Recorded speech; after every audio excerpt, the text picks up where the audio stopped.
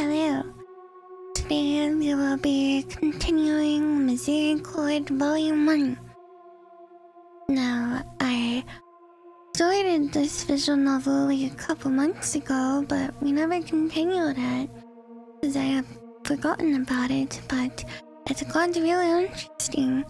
And basically, we didn't dive into the story that much, but it did introduce like the setting and the main character, how she was like a nun, isolated in containment, and she basically never left that premise until one day one of her sisters got murdered, and now they opened her cell and they're trying to investigate what had happened. So it's basically like a murder mystery set in England in the 1400s. Yes. Oh, okay. I wanted to continue this beyond, but I didn't know when to. So I just chose to stay because I'm like, okay. I do like feel like I'm in the reading mood, and it's like perfect. Yay. So we will figure out what happened and such. I will not let you guys off the hook. Yes. Also, I recorded episode 1. I was in a different outfit. Now I have hoodie. Okay. Misericorde. I like these sounds. Well, yeah. Tuesday, November 25th, 2025. It's been so long. Hi. Okay. I hope this volume's okay. If the volume is too quiet, then just let me know. Yes.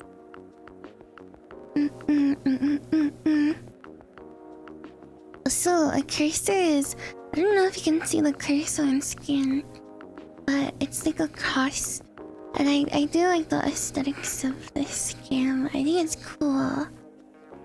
Her passive expression didn't change, but I could sense a hint of sadness in her voice. You can't see my cursor. Yeah, it's what the cursor looks like. Not wanting to press further, I quickly changed the subject. So, where are the bats? Not far from the kitchens, so we can make the water hot. Ah, how pleasant. It's nice. It's worth making the trips from the well, in my opinion. From the well? Does the kitchen not have a faucet? Well, it does, but we aren't using it at the moment. Really? Why not? Well, it isn't really working. Ah. Yeah, I think our character is like being introduced to a bunch of the other sisters, so I'm kind of lost. Like who the characters are, but I think we can familiarize and we don't have to worry about it now, because I don't want to reread like 2 hours, man. As we stepped out into the rain, I suddenly realized why she was soaked through. Oh, I really hope you didn't trudge back and forth in the rain just for my bathwater. I did, but it's okay, I like the rain. I was currently struggling to not slip on the wet stone path in my wooden sandals. I couldn't for the life of me understand what Darcy was talking about. Oh, watch your step. At least promise me you'll go and warm yourself up after this. Oh, I will. I've got to go help in the kitchen anyway, and it gets hot in there. She led me into the room with a large window with a wooden tub in the middle. It was certainly not originally a bathing room. The whole thing looked rather makeshift. There's a habit and frock folded into in a neat little pile not far away. And here we are, Enjoy, my liege. I didn't know what to make of that. I turned around to see if she looked annoyed or upset, but she had that same pleasant expression as ever on her face. If there's anything else I can get to you, just shout. I will probably hear it from the kitchen. Well, thank you. Bye! Darcy fluttered her eyelashes and broadened her grin before spinning around to scoot back outside. Into the rain and closing the door behind her gently. Feeling miserable once more, I shrugged off the nightgown and removed my veil and strode over to the tub. Hey! The water was quite warm and some pleasant-smelling leaves were floating on the surface. I took a good look long at myself reflected in the water. Horrible. I was pale and small, but any movement of my torso revealed ugly cresses of flesh that made me wince. My nose was bent. I had splinty fingers, my eyes were dull and had bags underneath. My hair had been growing almost unhindered since taking my vows. Due for an uneven line where I'd make sure to cut my bangs, to keep them from creeping out under the veil and making my forehead itchy. All in all, I was a sad little creature. Bathsheba I was not. With a weary sigh, I stepped into the tub. The warmth was quite unlike anything else I'd ever felt. As I lowered myself into the water completely, I could feel my muscles relax. A tingling sensation all over, as if the stress of day was being washed away along with the dirt. Unfortunately, this relaxing effect didn't extend to my head. Ever since the superior had knocked on my door, I had felt as if all my thoughts had to be squeezed through a narrow tube one at a time. And I had forgotten each word that made it out of my mouth by the time it was said. I was completely off balance. I even tried sinking my entire head beneath the water to see if it had the same cleansing effect on my mind. No such luck. Raising my head above the waterline again, I tried to organize my thoughts as slowly as they came. I had made a complete fool of myself in front of Catherine and Margaret. Well, in front of everyone actually. I had made Moira and Darcy waste their time attending to me like servants. No wonder Darcy had made that crack about my liege. They were probably all fed up with me already. But one of them was a killer. What did I care about any of that? This place was in complete shambles. Sisters taking the Lord's name in vain. Flagrant disrespect for the abbess. Skipping matins? No, in fact, disregard for the liturgy of the hours in full. Is break quiet. Is always louder. A total lack of familiarity with basic concepts from scripture, or the proper procedure for Benedictine monastic communities. And murder, that was the top of the list. To hell with all of them. I dunked my head under the water again and exhaled as hard as I could. In a feeble attempt to expel the rage building inside of me. It worked somewhat. A feeling of deep embarrassment replaced my anger. I leaned back and stared into the ceiling ashamed. I tried to push every thought away, both guilt and anger, to try and enjoy the rest of my bath. It was really nice. It really was nice. I wouldn't mind it if someone brought the tub in here for me. I might never get out.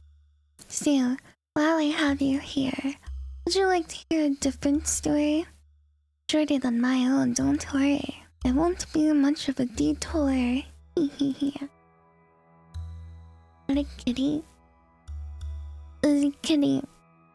I'm sure you've heard it before, but it's one that I've been thinking about a lot lately. It's a Bible story, of course. You, of course, know of Elijah and Elisha. Elijah ascended to heaven, and Elisha inherited his father's spirit, the Spirit of God, with which he was able to perform miracles, and so on and so forth. He could part waters like Moses, and heal blighted lands and rivers. But there's a passage describing a journey to Bethel that amuses me. You know what I'm speaking of, yes? Forsooth, Elisha went up from the thence into Bethel. And when he went up by the way, little children ran out of the city and scorned him and said, "Go up, thou bald one, go up, thou bald one." And when he had beheld, he saw them, and cursed them in the name of the Lord. And 2 bears went out to the forest, and rent 42 children of them. Suddenly Elisha went from hence into the hill of Carmel, and from thence he turned again into Samaria. 42 children torn apart by angry bears at the behest of Elisha. That's rather extreme, isn't it? It's funny. When I was locked in the cell the first time around, I never thought much of this part of the story. But it really is awful to think about, isn't it? Could you imagine being ripped into shreds by a wild beast just for calling a man bald? Only it mustn't be so horrible. Because God heard Elisha's curse and punished the rude little boys and girls justly. I've found that a lot of people question if they really were children. Perhaps in the original Hebrew, the word is a little broader. In Latin, it certainly says children, and we're taught that the text is inert. Which brings me to the part of the story that interests you so. The text is inerrant, but the Bible as we know it is a translation, so surely there is a room for some error. In fact, that version of the story I recited for you, that wasn't just me paraphrasing from the Vulgate for you. It was a passage translated by a man named John Wycliffe. No, of course, I know you know who Wycliffe is. Who does not? Please, continue to humor me. I am attempting to record everything I find relevant to the story. Imagine, perish the thoughts that you were some heathen listening to my tale. You'd appreciate the explanation, would you not?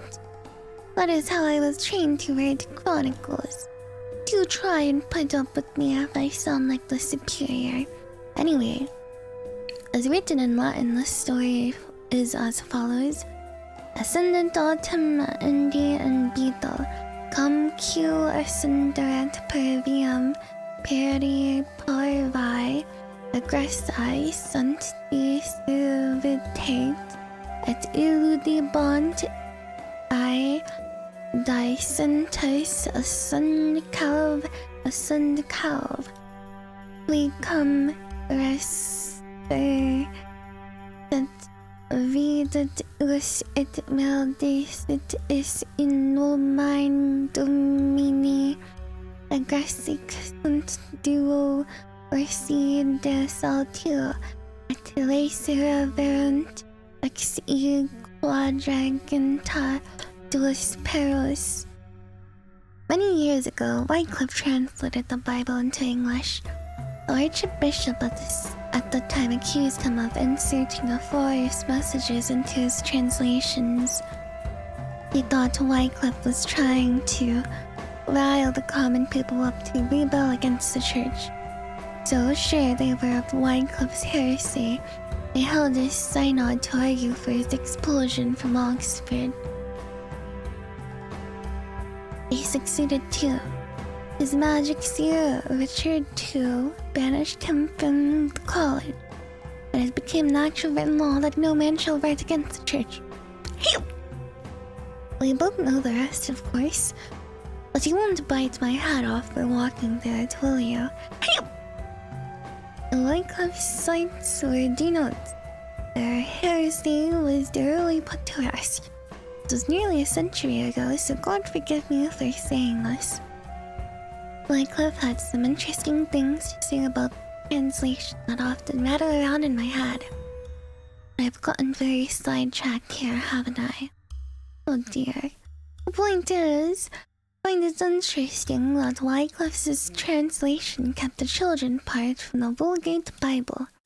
He too must have thought the original Latin text was inerrant, and yet he was punished for his translation work.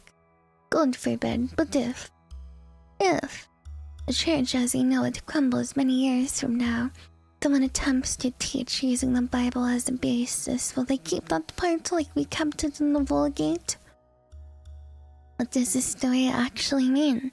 It certainly seems a bit cruel. Maybe it means nothing. Oh, I moved my mic. Sweet. If it means nothing, is it necessary? If it is necessary, what does it mean? You must forgive me, as you sound a bit of a lord at the moment, don't I? It is rather an impossible problem. The 42 children have been mauled by bears at least 3 times now, probably many more, as I doubt Wycliffe is the only man who tried to write a Bible in his own language. And since I'm afraid I'm useless at Hebrew, I'll never know if they were meant to be at all. I suppose this is splitting hairs. They were grown men and women being attacked by a furious mother bear commanded by God's messenger. Still a rather unpleasant way to go. Still, God did that for a playground taunt. It's a strange word, will be.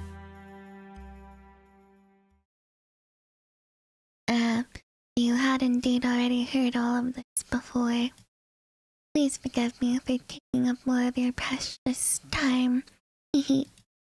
Like I said before, you'll permit me a small indulgence here and there.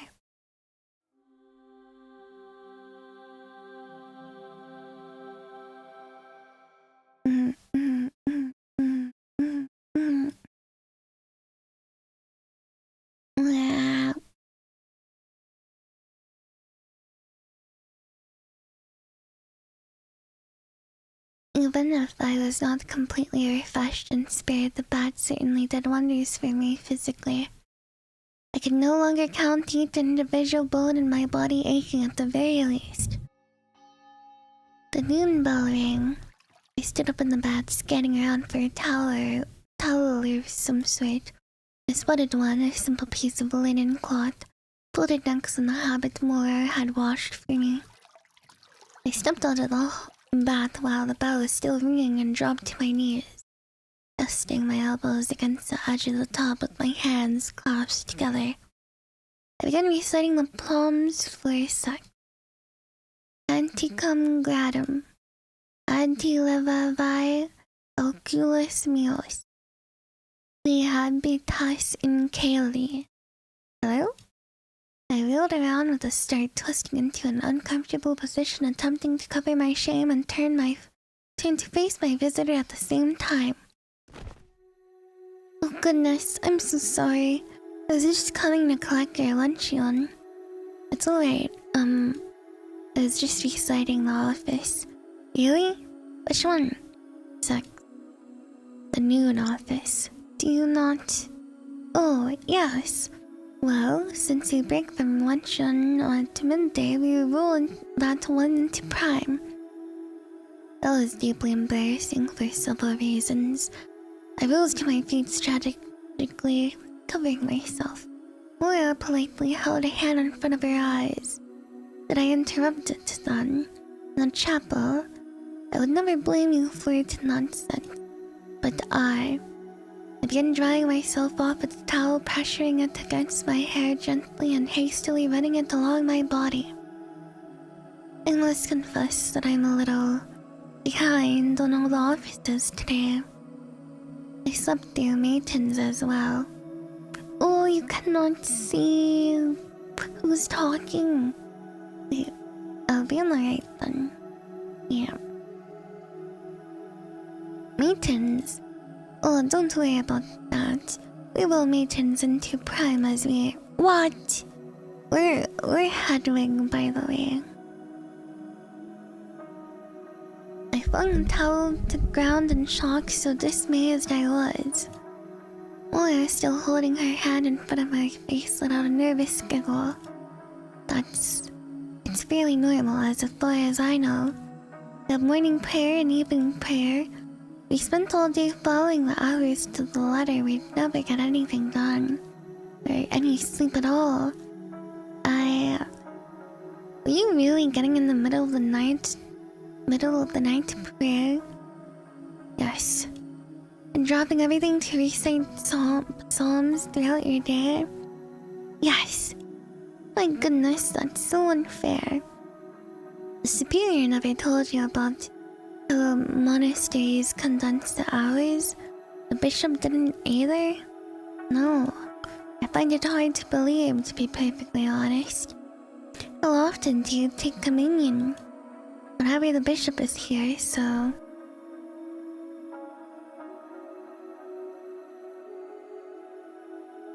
Every few months or so? This almost knocked me back on the floor.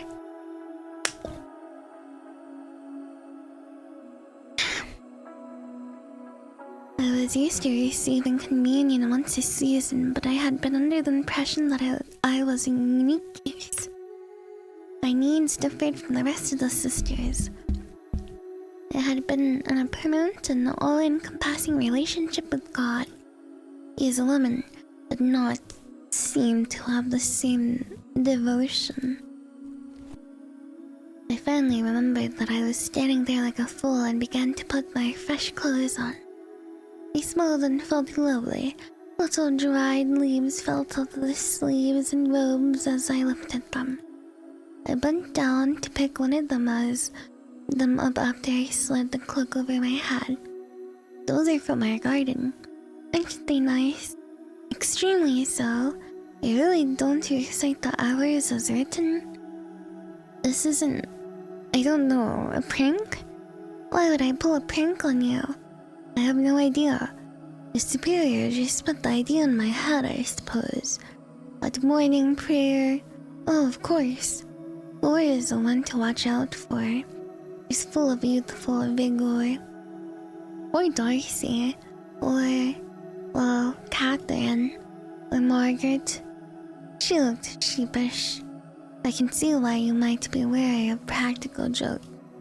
But please believe me when I tell you that condensing the hours into morning and evening prayers is fairly standard around monasteries these days. In fact, I think it might have been for a long while now. I suppose I'd have no way of knowing otherwise, and it's accepted. I don't think anyone's ever gone to hell for rearranging their calendar, if that's what you're asking. Are you dressed now? Just about. Moira lifted her hand from her eyes. How would you look at that? Fresh as anything. Thank you very much for washing them. Well, don't mention it. Hopefully you're feeling a bit better now. Once we get some lunch and you'll be good as new, I reckon. I'm looking forward to it, but This might sound silly, but if I go to evening prayer tonight and do the rest of the hours, I still won't have caught up. Would you mind if I at least finish sixth? No, not at all. Thank you very much. I cut oculi servorum in manibus dominorum. I've never actually prayed for an audience. Would you like me to join you? Yes. That'd be lovely, actually. Laura beamed and walked over to the tub I had been using. She kneeled as if I had been kneeling earlier, and I joined her. The pleasant scent of the leaves in the bath still lingered above the water. I cut oculi ansulae in manibus domine sulae. I te oculi nostrae ad dominum deum nostrum donec misericorde nostrae. I forgot how to pronounce Latin. So sorry if I butcher. Oh well. We completed the liturgy and left in silence. I felt bolstered by the light of prayer, and the bath and fresh clothes had left me feeling warm and content. Moya stood in front of me, leading me to the rectory. When we arrived, I took a deep breath.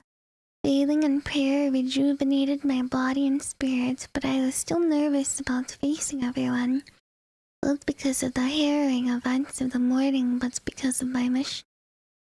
I hadn't forgotten, I just had no idea how to begin. The rectory was a long room with a high ceiling. A large aged table had already laden with plates ran the length of the room. All the other sisters were there, and the superior was standing at the head table, appearing to hold court. Wonderful. Are you feeling any better? Yes, very much so. Hey! Moya beamed and gently guided me to the foot of the table. Hey! Where a stool was waiting. Oh, I couldn't. Please sit, so that everyone may be introduced to you properly this time. This was the last thing I wanted, to be perfectly honest, but I obeyed. You smell nice. Thanks. You've already met Sister Darcy, of course. Tends to the garden and livestock and is something of an alchemist. I prefer the title Alchivisionist, of course. Sitting next to her is Eustace. Rhymed. Eustace is our sacristan and librarian. We actually have a great many rare books stored here that need to be taken care of. And read, most importantly. Not all of them have been catalogued. I'm sure you and Eustace will get to know each other very well. It will be of great use to you as our new chronicler. This is Sister Flora. She's our youngest oblate. She's 17. I'm 19. Are you really? My goodness, time flies. I wish. I've been stuck here for 5 years now. Now, really? Stuck? Yes, stuck. Well, she has not yet found her calling, but the youthful spirit of rebellion gives Flora the energy to help out with various tasks around the abbey. You have met Moya already, of course. Yes, indeed. Moya is our infirmary, but also serves as our chamberlain and our hostel on the rare occasions we have visitors. And the closest thing to a doctor here without, well, being a doctor, you know. Without having a man here, you mean. And thank goodness for that, A polite laugh went around the table. Your right headwig is Sister Marta. Marta has actually had many roles here before it was prioress. She was a chronicler before our last, and has also been our cantor. Don't just say that I'm old. It's no secret. I wouldn't dream of it. You have much wisdom and many surprises left in you, Sister Marta. What do you do nowadays? I try to enjoy what's left of my life, dear. You run the cellars, you mean? Said what I said. A damn fine job of running the cellar you do, I'll say. This is Sister Charity, who is rather fittingly our head almoner. Although there's not much of that to be done around here, I'm afraid. I will see strive to do the same as Marta here. We open the cellars. I enjoy life. There's Sister Margaret. You've met already. Margaret is another almoner who also helps in the cellars. I'm a presenter as well. Helped Catherine a lot with her writing. Margaret is very talented. She was also our first foreign oblate. Thank you very much for explaining that on my behalf, Soup. Anyway, it's not completely true. It is completely not true, in fact. Sister Adela, I thought you were born in Spain. I indeed was born in Spain, which is another country. I was born in Spain as well. What I meant was, this should be good. You actually know where I was born, Soup. Wait, I'm gonna move myself. Here.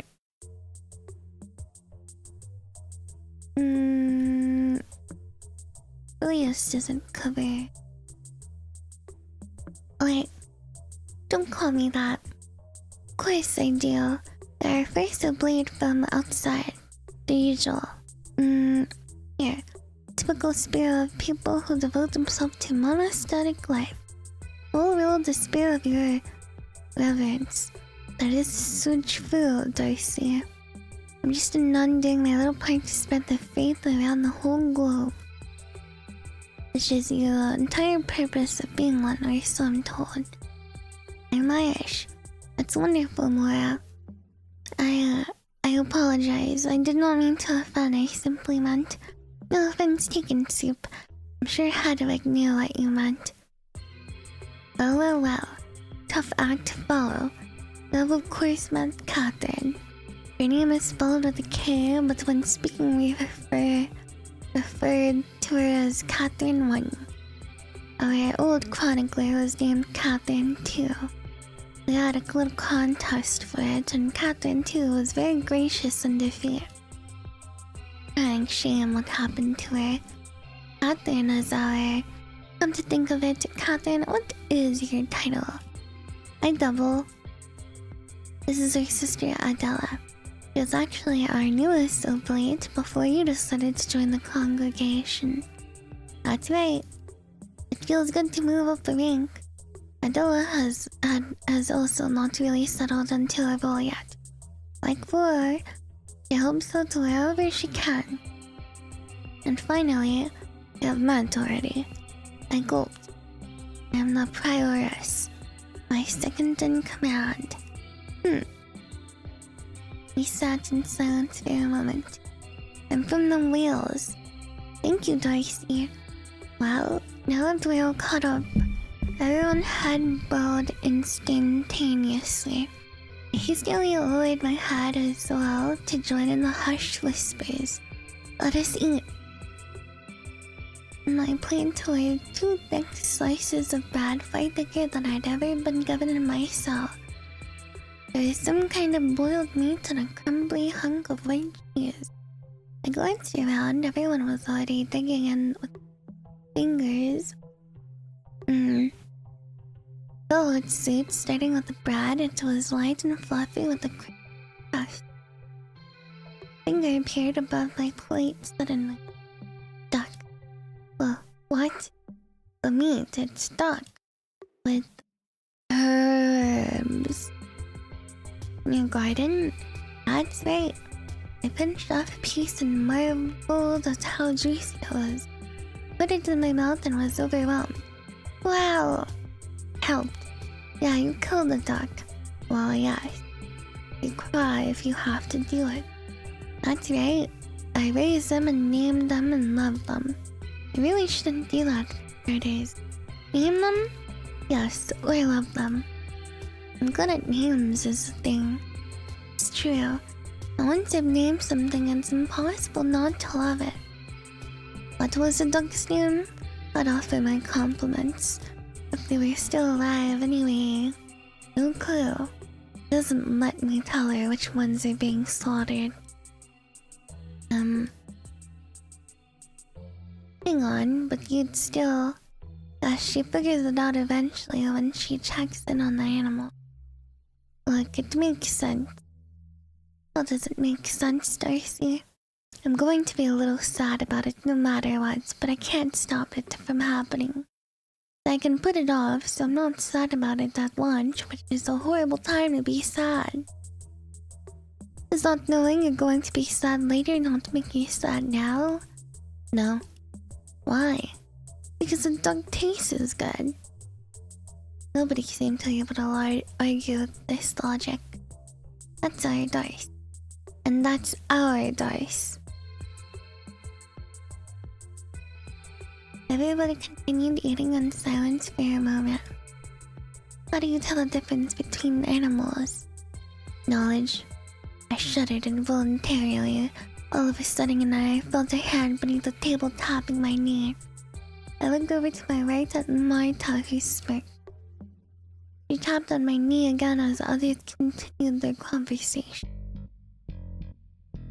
Is it difficult killing the duck? Not really. You're not much of a match for me if I'm being honest. I suppose you have a knife in that situation. I assure you I could easily defeat a duck even without a knife. What about 2 ducks? Absolutely. 3? Again, definitely. I think you are really overestimating how much damage a duck could do to me. I am an adult woman. The tapping on my knee continued.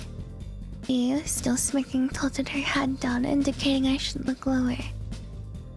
I did, and saw that she was holding a handful of something. Understanding finally, I held out my hand. She nodded and returned to her meal.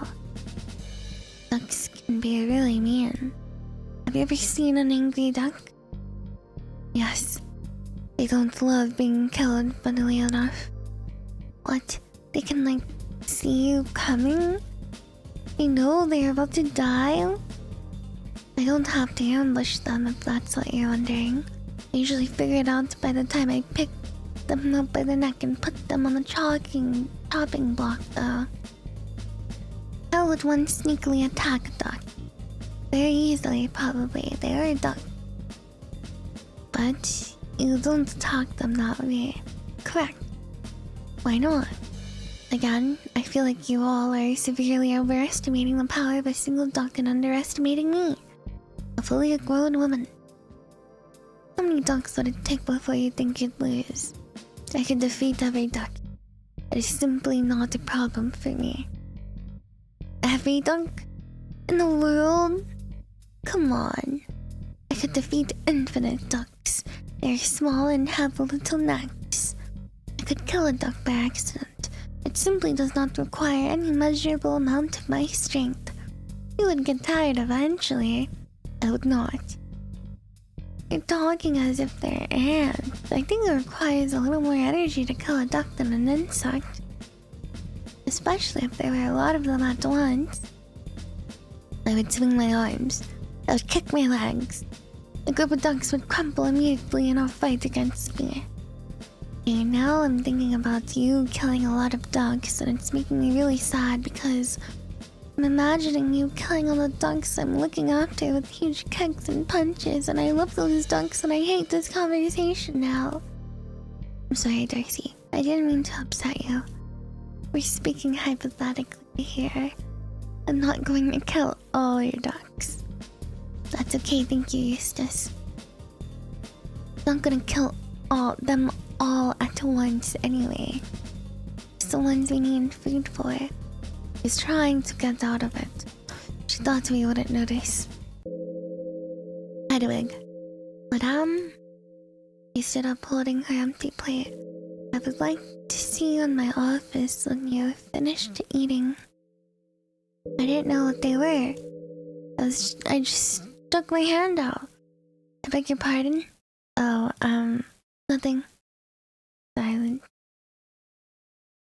Just dried apples, dear. Oh. What? Come on, Marta, give me some too. Absolutely not. I've been a little cunt lately. Marta. Crone. Glitter snipe. Onion. That's enough. Celia looked irritated. Blair and Marta looked as if they were having a grand old time. Hedwig, I'd just like to speak with you privately about your new duties as chronicler. Now that you're feeling better. Oh, yes, of course. Thank you. One of the others will show you where my office is when you're ready. They strode out of the room magnanimously. Take your time and enjoy the rest of your luncheon. I started nibbling on some cheese. Everyone was watching me. I'm happy to share the apples if you'd all like. There's a dual roar of agreement from everyone in the room. All except for Angela, who had been pretending to ignore everyone for the entire meal. I broke up a handful of dried fruit into 2 piles and passed to either side of me, keeping 1 piece for myself. Thank you kindly. And now that the outdoor ma'am is gone, do tell us about yourself. I realized that even now, after I had no more candied fruits to give, everyone in the room was staring at me with intense interest. Well, I don't know what I could say that I didn't say this morning. What did you say this morning? I must admit, wiping up your sick has overridden any memory of what you'd said prior. So, Captain Shog speaking. Margaret waved a hand. It gave us a chance to reflect on the nature of servitude to God. Go on. I could see Angela raising one of her eyebrows out of the corner of my eye. Anyway, Hedwig is adapting wonderfully. She had some troubles with the stairs, but got the hang of them quickly. I imagine you'd probably have some troubles with stairs if you'd been locked into a little room for that long. Yes, whereas we're all locked in a big room, aren't we? With each other for company. Locked is a strong word, Catherine. You're right as usual. We aren't locked in. A hill is more of a moat. Honestly, you sound just like Floor sometimes. Or a hill. I'm not sure the metaphor is necessary. Metaphor? That's a big word. As expected, however, from our resident librarian, Butcher. On the subject of ducks, I was merely speaking in hypotheticals. Oh, that's another good word. What does hypothetical mean, Eustace? I regret saying anything. I'm being earnest. It means mind control. You're thinking of hypnosis. 3 for 3. A loud jeer went around the table. Darcy, let me out, please. Eustace scooted her chair back with a loud squeak and stormed out of the room. Come on, Eustace, please come back. Perhaps this is rich of me to say, but I think you lot don't know when to lay off sometimes. I do not understand in this case. 1 minute she is talking about fighting ducks, but now she is upset we are joking about fancy words. Bad timing, I think. She's doing her best, but it's quite torn up. We all are. It's horrible. Hedwig, dear, if you don't know, I know. As I said, she was joking about killing ducks. I would have thought that would have been worse than joking about words. You're young. It's never the obvious thing that reminds some folk of grief past. Eustace was the librarian and Catherine was a chronicler, of course. Peas in a pod they were. Not just some. We all miss her very much. It isn't a competition. Laura looked as if she was about to mouth off in response, but at that moment, Eustace re-entered the room carrying a large wooden bowl. What the hell happened in here? We were wondering where you'd gone off to. We were worried you were upset. Eustace said nothing as she walked to the table with the bowl, smiling gently. That's plain dirty, Euse. I have no idea what you're talking about. I thought I made this to celebrate our newcomer, that's all. I believe you. Gaylord? After you all candied apple? Goodness. Hehehe. What's Gaylord? Pudding. Eustace ladled out the sweet-smelling treat onto everyone's plates. When it was Angela's turn to be offered some, she pushed her chair back and stood up, jolting the entire table forward and causing everyone's plates to wobble. Darcy and Moira had to hold onto their dishes to keep them from spilling over onto their robes. Was everything alright, Angela? No. With the glare that seemed to lock with every pair of eyes in the room, Angela stalked out of the rectory hall. I doubt she'll be coming back with pudding. I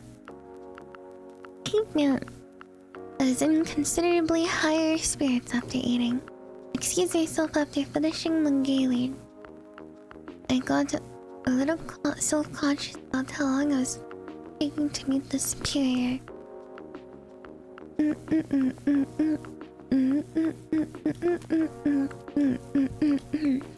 Even though there had been a few awkward moments, I didn't really want the conversation to end. Still feeling like I should be responsible and punctual, I excused myself partway through a continued discussion about what animals' uses could best in hand-to-hand combat. Darcy helpfully volunteered to show me to the office. I was on the first floor, further down the hallway, she taking me down on the way to the kitchen and bath. There you go. Thank you.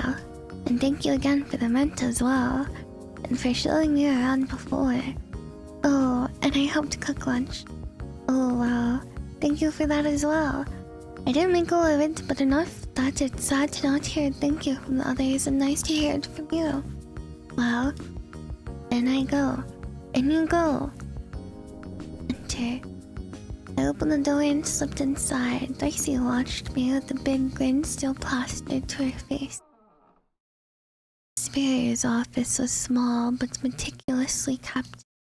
It was rather plush compared to the rest of the rooms I had seen so far.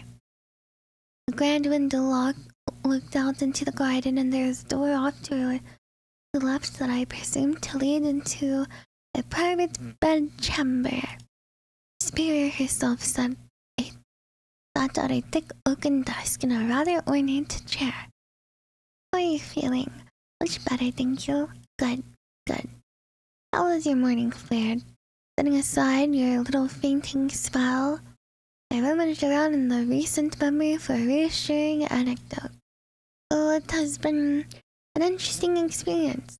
I managed to run straight into Sister Angela as on the way to the chapel. Sister Catherine introduced me to Sister Margaret. Those two. Try not to let them rope you into any schemes. No, of course. They are both incredibly adept at sneaking around. Both of them have managed to scare me witless with their creeping. I'm relieved that I'm not alone then. Indeed. Do you have any leads yet? Leads? Any idea who could have killed Catherine yet? Any hint at all? Anything to follow up on? No. That is a pity. Mother Superior, I have been out of myself for all of 6 hours of that. For much of the time that I was ill and then asleep and then alone in a bathtub. What clues could you possibly expect me to have already? Did you really think someone would slip up and tell me over luncheon? No. I suppose I shouldn't have counted on anything quite so miraculous happening. She turned around and stepped in towards the large window. Some thorny bushes were growing underneath, and a few trees dotted the path between the building and the garden. Light and shadow danced across her habit as she paced back and forth slowly. I don't know how Catherine died. I've heard some mournful whispers from the sisters I've met, but I haven't a clue as to what actually happened. When did she pass? How? Where is her body? Sister Catherine was found in the cloister on the first morning of November. She was laying on her back with the sword plunged into the earth just above her. Her head had been cut off and arranged in her hands. It was ghoulish. Well, that's what was in the grass. I thought it was a crucifix. Yes. No one, least of all me, could bear to remove it. Become something of a monument to Catherine, I suppose. Rather grim. A bloodied sword feels like an awful way to remember someone. You'll get no argument from me, but these women are strange sometimes. It would be true regardless of my... That said, the blade is actually clean. It was clean even when we found it. It was? Yes. Angela found the stable boy hiding in the yard without a speck of blood on him. But Sister Darcy discovered his cloak elsewhere. It was quite tarnished. Angela surmised that he'd use it to wipe down the blade before attempting to flee. Sound theory at the time. I have my doubts now, though. On the body. Sister Charity on one of her morning walks. The round woman you met at lunch. Don't call someone round. I don't mean it as an insult. Go up, thou bald one. What? What happened with Catherine's body? If you're hoping to play surgeon and examine her for clues, I'm afraid she's already been interred. I understand. This is actually a small relief. As determined as I was to find Catherine's killer and help bring them to justice, the dead body was the last thing I wanted to see. Where was she buried? The cemetery is a short hike from here on the hill. I can have one of the sisters show you there should you feel the need to visit. Say a few words. Not that you could have known her, I suppose. What a great idea. What if the murderer, since you don't believe it was a suspicious boy with blood on his shirt, decides to off me as well? Perhaps while taking me on a pleasant hike, alone, up to a cemetery. I must say it feels rather difficult involving myself with the others when directed me to spy on them. You make it sound so ugly. We are seeking justice. I had no choice in the matter. I'm sticking my neck out based on your intuition. Let's not fight about it. What's done is done. We're no longer in Ingress. You're free to do whatever you wish once the killer is captured. I was perfectly happy where I was. Don't be ridiculous. You might as well have been a prisoner. If that were so, I'd have been your prisoner. I really, truly do not want to fight about this. Yes, so you keep saying every time I question something.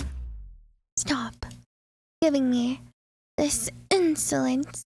By God, where is the awkward little titmouse who introduced herself to service this morning? She's standing in front of you, rather upset about the situation she's been thrust into. You are not but a bratty child. A woman, a member of our family, had her bloody head cut off.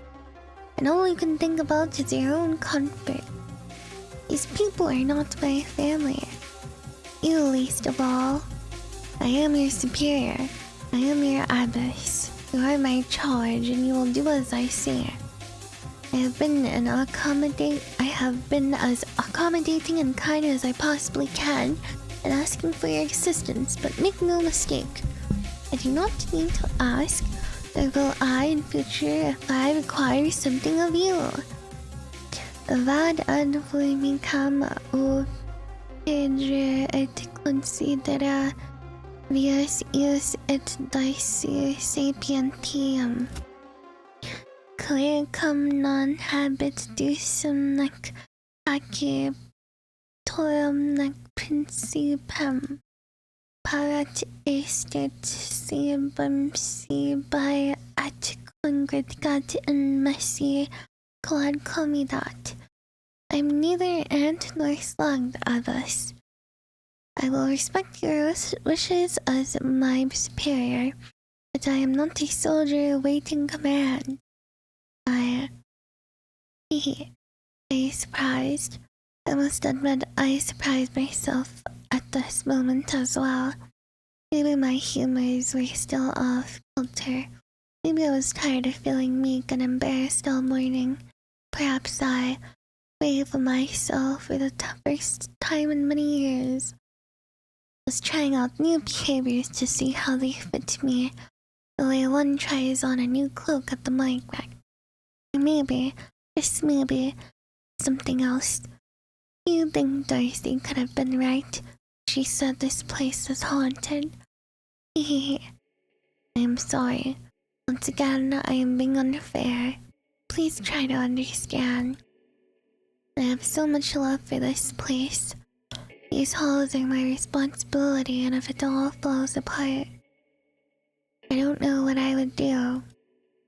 If you truly believe that the stable boy did not do it, I could so easily throw him to the wolves. Don't you see? I do not mean to throw you to them in his place. I mean to take the more difficult path here. I would rather stake my reputation on seeking the truth than condemn an innocent boy for my own gain. It would not be right. I understand. I feel myself becoming smaller, meeker again, deflating like an empty water skin. If you want me to start truly investigating things, I need somewhere to start. I can't just hope to stumble into the answer. I speak with the accused, stable boy in the hospitalum. An obvious but nonetheless excellent idea. I felt so trapped by my position leading the Covenant, despite this investigation ultimately being my responsibility. I didn't dare think of involving myself so directly, but you could speak with them. I'll take you to the hospitalum. In secret, of course. I'll arrange a time and send for you under the pretense of more chronicler business. I'd still pose my first question to you again, however.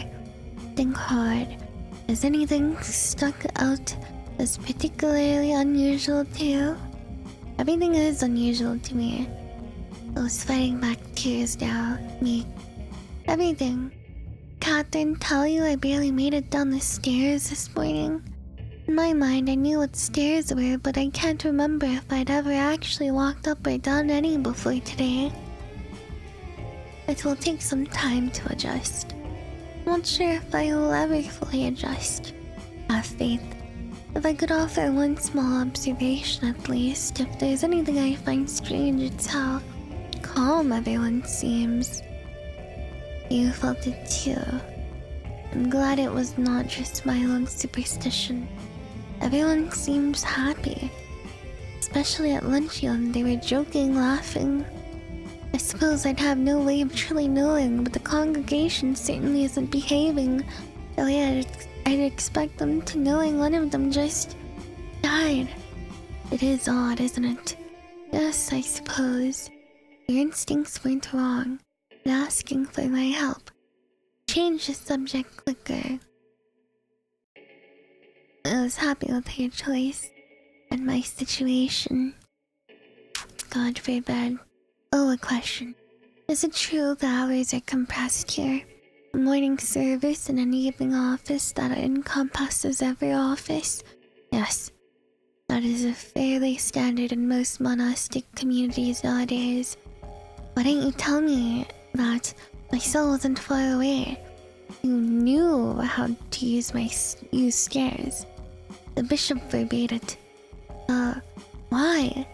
Because an anchorite's entire purpose is to do things normal people cannot. He was right. I tensed and untensed my hands several times, unsure what to do with myself. I was to bear burdens no one else was expected to, all alone in there. You thought otherwise? Don't know. I suppose I never really considered that. I just read scripture and theology all the time. I had an idea in my mind of what an abbey was supposed to look like, and I thought even if my role was different, everyone else's would be at least similar. Things are very different when you have responsibilities. The day-to-day tasks of unearthly life, as much as the monastery reduces them to their basics, are still quite time-consuming. Animals must be tended to, food must be grown and prepared, work arises and must be done. Besides, you had your own work to do. You had books to copy, scripture to commit to memory, prayers for the townspeople to amplify. What? You were given written prayers to say for people. That was one of your core duties. I was given no such thing. Now is a very poor time for jokes. I'm being completely serious. I have no idea what you're talking about. I copied books, I prayed the hours.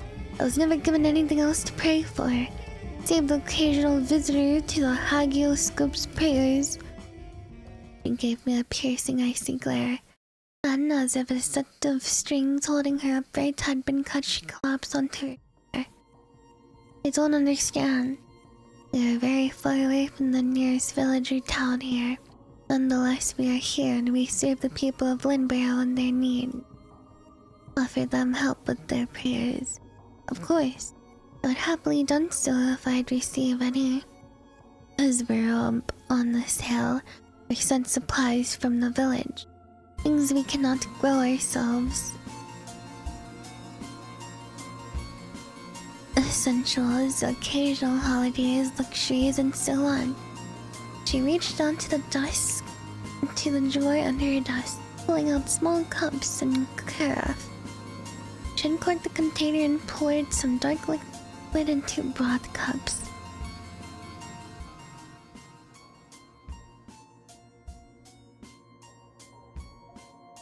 Wine. Drink up. She slid one of the cups towards me with her own. Took it gingerly. I had, of course, had wine before, but this smelled different. This is nicer than anything you'd had brought to you, I'd wager. One of the aforementioned occasional luxuries. Drink it, please. I breathed a sip. It was right, it was different. For one thing, it was quite strong. Superior to the big swig of hers and when you were brought here and made to take the vows, one of the first things that crossed my mind was how inconvenient it would be to expect the people of the village to trek up here every time they needed spiritual aid. Why, it'd be positively cruel to make children walk all the way to the Ingress themselves. Old men with walking sticks. You get the picture. And since we're all the way up here on this lonely hill, I thought, why? I know what would make things easier. I offered the town folks a simple idea. You're an educated sort down there, you see. Not like us or well. He waved her cup towards the door. More than them. I told the people to write their prayers down. Give them to the young man who brings our supplies. I'll sort through them and press them onto the Ingress here. And did they? I saw the envelopes, yes, many times. I don't understand. The abbess took a final pull from her cup and slammed it back onto the desk. Giving those letters to you was Catherine's responsibility.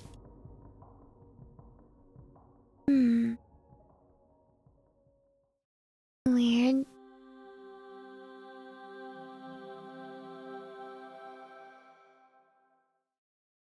I feel like I think the murder isn't supposed to be obvious, maybe.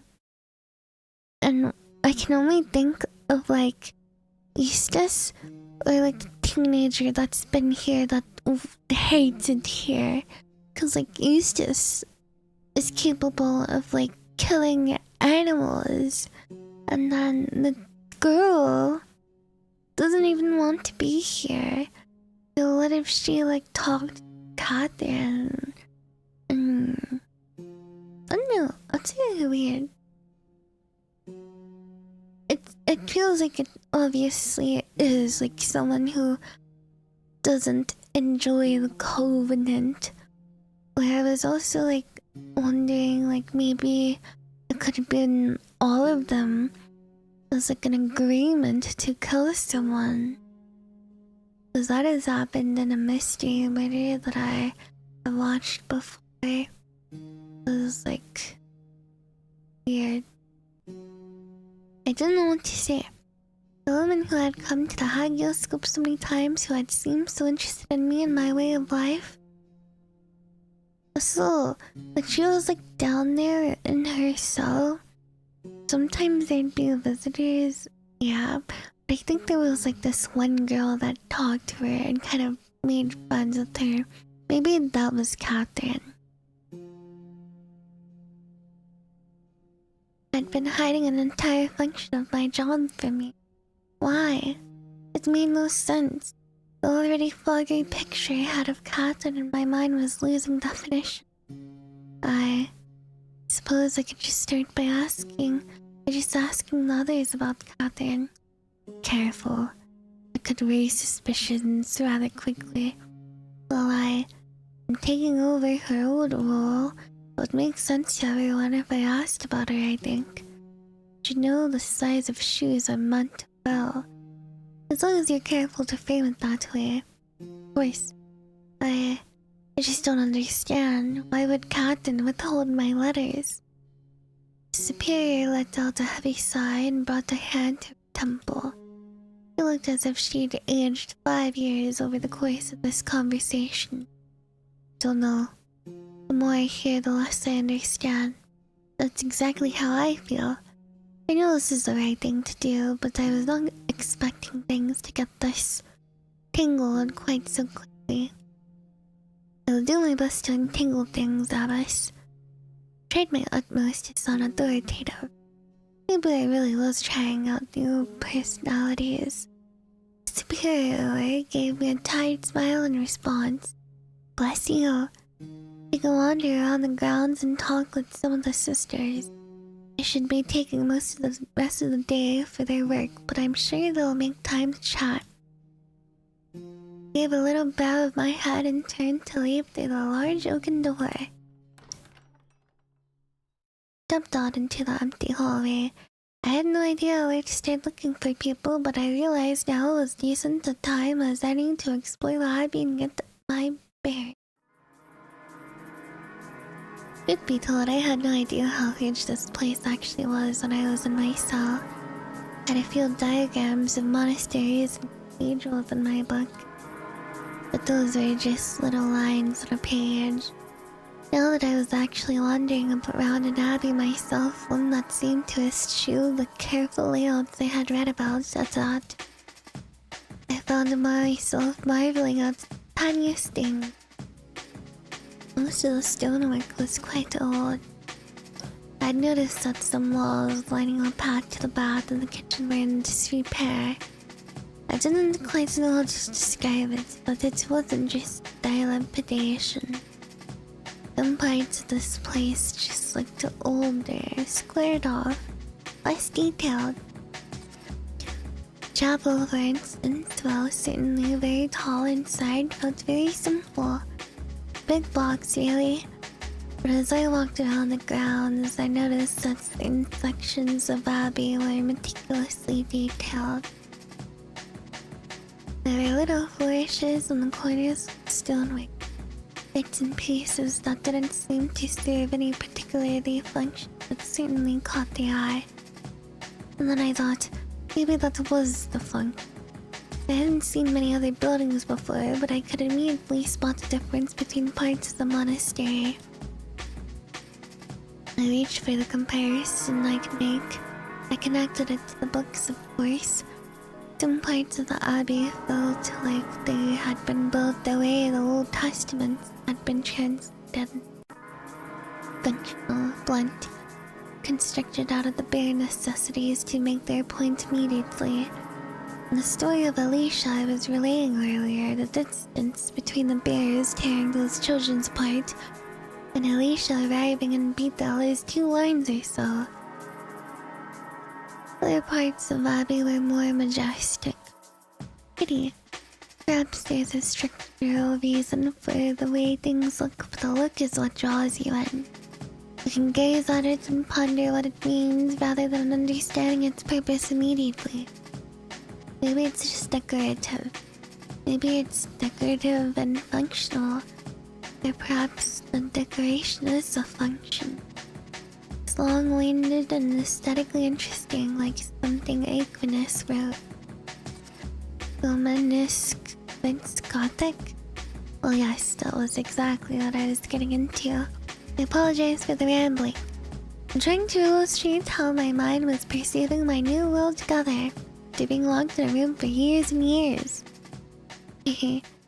Suppose I'm not Incanus between the two, aren't I?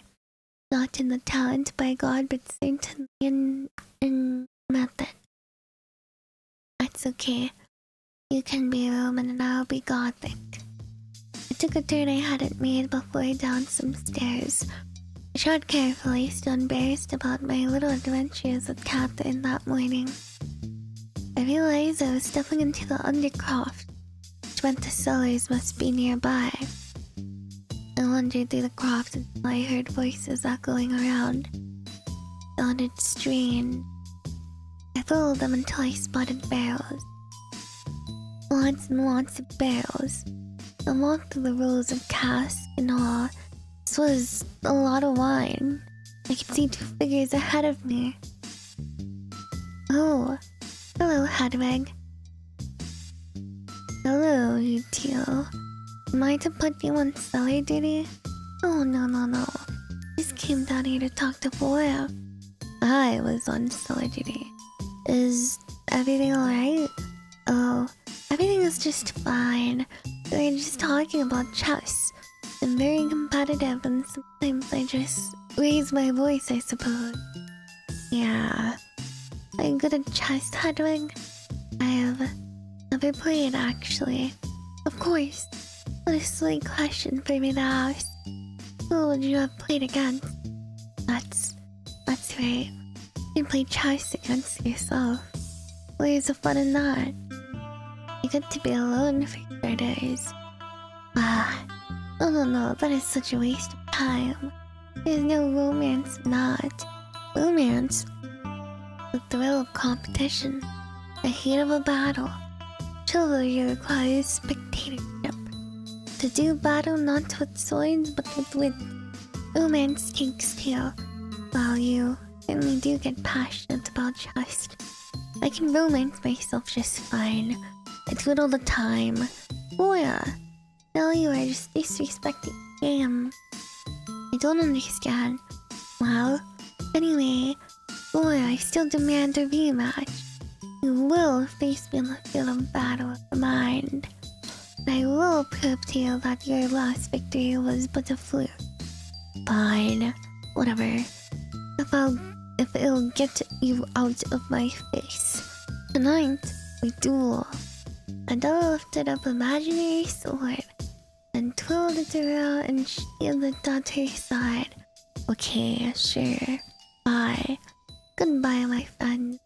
If you're interested, Hedwig, I will teach you how to play one day. All you have to do is ask. He gave me a smile and left down the long passage of barrels. Come to think of it, I might have an Alexander Neckham book that mentions chess. I don't care. Right. Suppose that's something I could. I'll dollar some time. What do you want? Oh, nothing. Just making the rounds. Saying hello to everyone, you know. So this is what, your third introduction? Sorry. Flora huffed and leaned against the cask lined up along the back wall. Look, I'm sure you're really nice or whatever, but I don't volunteer down here for the conversation, understand? You like to work alone. I know you. Someone understands. Well, I will be working alone a lot too, I think. So do you have any advice? Advice? Yes. Advice for working alone? Certainly. Well, for starters, you need to be by yourself. Alright? And then once I'm by myself, I like to do my work. Why are you asking me for advice anyway? Aren't you like twice my age? I am barely a decade your senior. I'll have you know. Close enough. Quite a husband, right? I tried to change the subject to maintain composure. This is certainly a lot of wine. Yes, as you can see, I have a lot of work to do. Alone. Is the wine here good? I wouldn't know. I haven't gotten to try any. This batch will be the first the Superior has allowed me to taste. We must have a large vineyard nearby. These aren't all ours. Oh, really? Where are the other castles? Dunno. Some rich guy probably. Maybe this is a good environment for wine storage. Good for bringing out the flavor or whatever. I see. Well, I shall leave you to it then. Thank you. 'Twas nice chatting with you. Yeah, nice meeting you for the third time. I turned away to leave. I'd had just enough of that conversation. I'd made it halfway back to the rows of the barrels when I heard Flora call out to me. Why did you want Catherine Second's job so bad? I didn't. Really? Yes. I promise. I turned to look at her. She was eyeing me up and down. I tried to give her as defiant a stare as I could muster in return. Weird way of showing it. Breaking a 20-year-old vow to take a dead woman's work. I wanted to tell her about Catherine's visits to my window. Oh, so it was a girl. Okay. I wanted to tell her about how Superior had practically forced me to do this. I wanted to tell her that I was trying to help heal the wound that was making her act this way towards me. I didn't. I couldn't. You want to put it that way. It feels like that is the way it is. How I'm putting it has nothing to do with it. Feel it must seem. With that, I turned around again and left the undercroft. I wandered around the halls for a bit, trying to gather my thoughts. Adela was certainly passionate about chess, but that really was the conversation I had walked in on had been about. Surely Adela had been here long enough to know Flora didn't like being bothered. It made that clear to me immediately after all. Must have been something more important than that. No, this wasn't going to work if I started looking for reasons to suspect everyone every time I encountered them. I was going to need to strike a careful balance between searching for answers and letting them come slowly. I'd go mad otherwise. Well, more mad.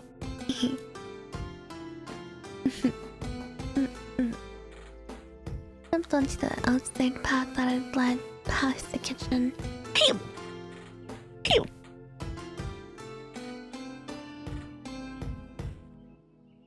Pew! Oops. I looked past the rectory where we'd all met for lunch on. I followed the little path around the ground. Eventually I came to the side of the chapel. I stood back and gazed at the building, taking it all in. There was a pile of rubble next to the chapel, a blemish on an otherwise picturesque. Bits of splintered wood stuck out at angles they rotted through. The stone itself looked quite weathered as well. It looked perhaps as if an extension to the church had been planned but forgotten. Suddenly, out of the corner of my eye, I noticed movement. Oh, hello there. Ah, Sister Margaret. I was just taking a stroll around the grounds. That's a good way to pass time. Lots of nooks and crannies to explore around here. Yes, it certainly seems that I find myself quite overwhelmed. I think I might know most of the interesting passages and doors and whatnot around here. It's a little boggling, but honestly I doubt anyone here knows of a little secret. If you find anything interesting, let me know. And compare notes. I will. What's your favorite? Haha. I don't think I know you well enough to share that just yet. Oh, nothing against you. We can work up to my favorite. I can tell you my second favorite if you'd like. Go on then. If you ever get hungry in the middle of the night, there's a secret way into the stores to the cellar. Really? Where? No, where's the fun in that? Fair enough, I suppose. It'll mean more if you find it for yourself. Exploring this place is very enriching. You'll have a great time figuring it out, I promise. I'll keep that in mind.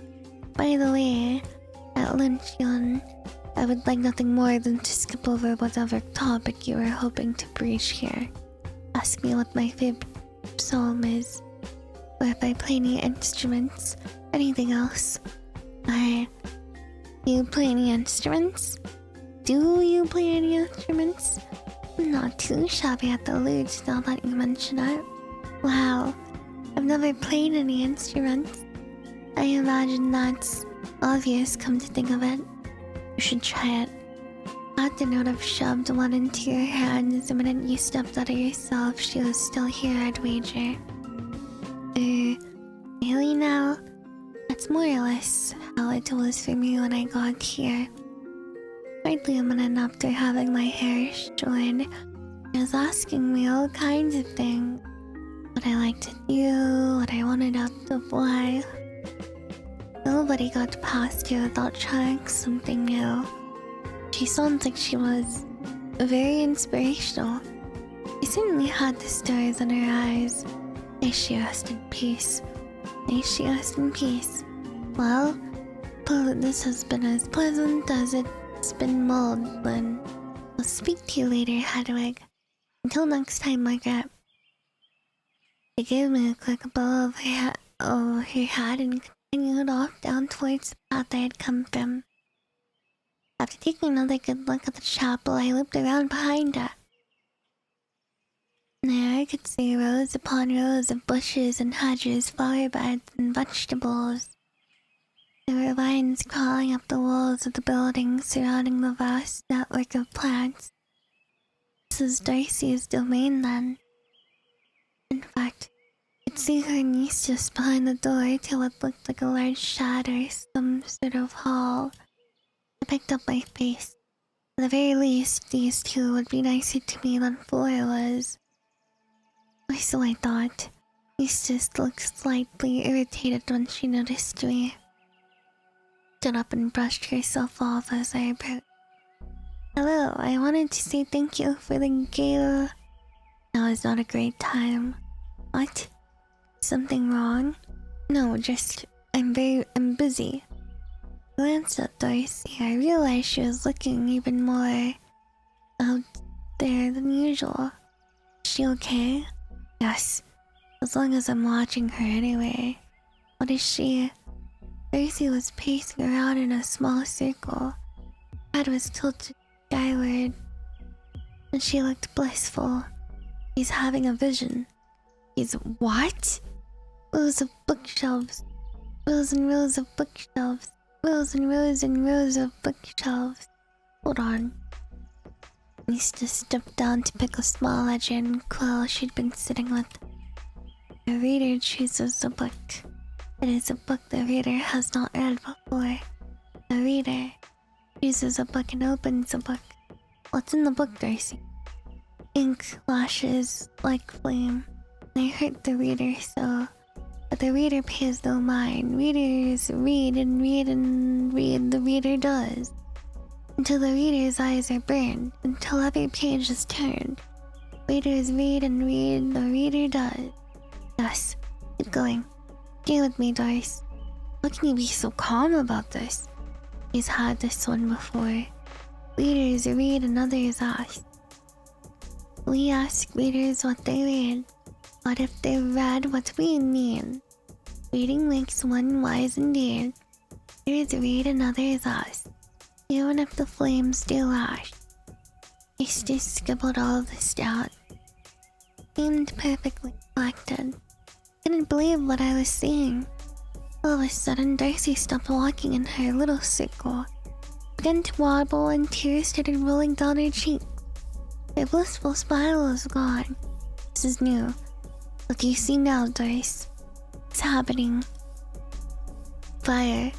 Yes, flames. You said that already. Anything else? Goat. Fire. Goat. Fire goat. Forgot. I forgot what I was talking about. Just another one of your visions. See, that pink show was a success. Oh good. Was it a nice one? It's hard to tell. Touched her face and looked slightly surprised by how damp her cheeks were. Was I crying because I saw the face of God and it was beautiful? I was crying because it was bad. We'll talk about it later. Darcy, how long have you been having visions? For a long time. We really need to be going. Yeah, I need to go sit down for a bit after having one of my vision tinctures where everyone says I stay too odd. Goodbye, I'll talk to you when I'm less odd. Eustace took Darcy by the arm and coaxed her back towards the main building of the Abbey. I stood there, stunned. I had of course read about mystics, but I'd never dreamed that I would meet one, let alone see one in the middle of having a vision. I must admit that I had not pictured Darcy as being quite so close to God as that. It was a little humbling. Then again, if Marjorie Kempt could be so gifted, why couldn't Darcy? I spent some time alone in the garden. I'd see rows of carrots, juicy-looking squashes, and plump parsnips. There were plenty of other things I didn't recognize, too. I realized just how limited my diet had been in my cell, and I salivated at the thought of trying some new food. The flower beds were quite beautiful, and a mix of pleasant smells filled the air. I took a little stroll through the flower bushes. There were all manner of colors and shapes that I couldn't identify. I stopped to spell a few. They were all lovely. There was one awkward, spindly-looking bush at the end of one of the hedgerows that looked out of place. It was slightly skeletal. The leaves looked too big for the plant and drooped a little. As I got closer, I realized that there were little berries on the ends of the flowers. Against all better judgment, I reached a hand out, curious to see what they tasted like. Don't touch that. Goodness, you made me jump. Sorry. I wondered if you were still in the garden. You were still in the garden and came looking for you. I'm sure it's all very exciting, but don't go touching things willy-nilly. That was very rude of me. I apologize. It's fine. Just don't touch that plant, whatever you do. Is it poisonous? Extremely. Why on earth is it here? I'm no botanist, so I can't explain it properly, but the short of it is that it's useful in small doses. How on earth could poison be useful? Well, Moira says it can be used to make a good painkiller for one thing. It was Catherine 1 who begged Darcy to start tending it though. Apparently it's all the rage in Italy. You drop a little bit of the extract in your eyes to make them look bigger, I suppose. Shinier. That's absurd. You won't get any argument from me, but that's why Darcy really does a wonderful job at this garden. She's brilliant. Darcy's our little Hildegard. Von Bingen. Sorry, is that someone you... Oh no, don't worry. I've read Hildegard. That makes sense. An expert with plants and a real visionary. Darcy's like her in several ways. That's right. Is she doing well after all that? She's fine. She tries to have them on purpose. She has all sorts of different concoctions that she's been tinkering with to try and enhance and understand her visions for years. So she's like drugging herself? That's incredible. It's certainly interesting. Did Darcy know Catherine very well? Catherine 2, you mean? Yes, I thought Darcy was a genius. Oh nice. Catherine 2 had a way of making everyone feel special. Sometimes to a fault if you ask me. She encouraged everyone to try new things to see if they had any hidden talent. The pudding you made for your luncheon was very nice, by the way. Was that... Oh no, that recipe is all me. Well, all me in my books. I see. Well, it was delicious. I'm glad. Anyway, my point is, Catherine too was someone who couldn't leave well enough alone. She had many admirable traits. I miss her dearly, but it's true. I don't follow. Eustace stared at me pointedly from behind her large glasses. Careful, Hedwig. With that, she turned on her heel and left the garden. Beads of cold sweat were building on my forehead. I felt knocked entirely off balance. After a few moments of stunned silence, I staggered back through the flower beds towards the abbey. It was a little chilly outside now. It was getting later in the afternoon, and I presumed the dinner bell would be ringing at any moment. Eustace's words were still bouncing around in my head. I hoped that a meal might straighten me out of the way luncheon said earlier in that day.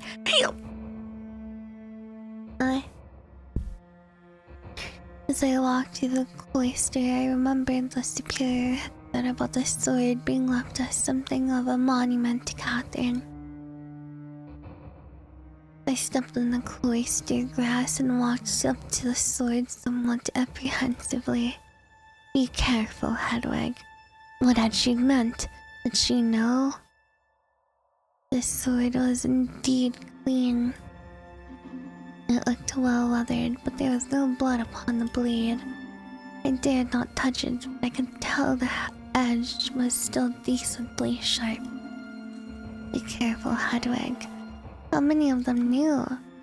If Eustace suspected I was up to something, surely she would tell the others. The secret might already be out there. I heard a rustle of wings above me. I jerked my head up to see it. Looked into the shadow, the barest glint of eyes. Oh, it's right here. They disappeared into the shadows as soon as I was sure they were there. I scurried away from the sword, feeling a sudden rush of bravery. I started running towards the nearest staircase that might lead me to whoever had been watching me, and collided directly with Angela.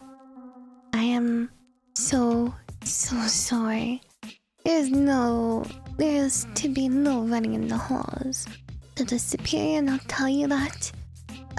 No, I really am sorry. What are you in such a hurry for anyway? I was in the cloister and I thought I saw someone watching me, so I was running to see who it was. What on earth for? To see her. I don't know if they wanted to talk to me, perhaps. Of course. No one here seems to be able to resist your riveting conversation skills, I've noticed. What an exciting first day you've had. Has it been fun? Being paraded around like a daughter the Duke is desperate to marry off? Spare me. I can see right through your little act. I don't know. Well, I do. I know exactly why you've joined us all of a sudden. Take your silence as confirmation. You may have tricked the others, but I am no fool. If that's the case, then why haven't you told them? Because I do not care a whit what the others think. I just don't like meddlers, and I know a meddler when I see one. Superior may not care about how this place is run, but I do. I will not let her entrust this place to a complete outsider. Oh, what? It was a total loss here, but at least now I can be honest in my confusion. You think I'm to become the next superior? I'm not even close to the most senior sister here. As if tradition matters here. Why else would you have been let free from your cell? Why else would you be taking meetings alone with her? I'm just learning to be a new chronicler. Yes, the superior seems to think chroniclers make good superior material. She is a fool, but a determined fool, I'll give her that. She cares a lot about this place. Clearly. That's why she's set a mouse loose in the kitchen. She stalked past me, turning her nose up. I stood there shaking with anger for a moment. I wheeled around as she reached the bottom of the stairs.